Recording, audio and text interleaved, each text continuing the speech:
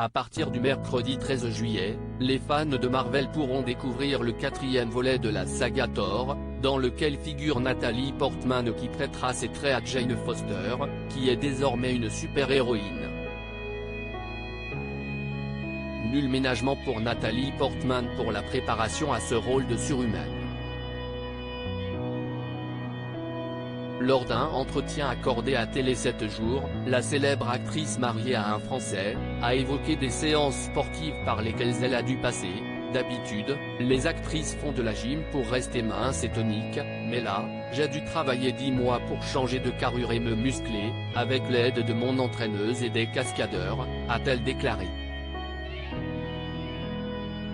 Dans les colonnes du magazine, Natalie Portman a admis que cette incroyable métamorphose ne s'est pas déroulée dans les cris et les larmes. « J'ai adoré apprendre à me battre », s'est-elle souvenue. Il semblerait que le Mjolnir, le fameux marteau de Thor dont elle a hérité, aurait eu un rôle central dans ses entraînements. « C'était génial. La façon dont je me déplaçais, en le tenant, a changé toute ma gestuelle. La chorégraphie de mes combats a été conçue autour du maniement du marteau », a-t-elle expliqué. Natalie Portman face au personnage Marvel favori de ses enfants. Natalie Portman a également développé l'historique de Jane Foster, un personnage qui a gagné en autonomie, et qui renaît sous un nouveau jour dans Thor 4. Avant, Jane était une scientifique courageuse, que Thor devait sauver en cas de danger. À présent, elle se débrouille seule.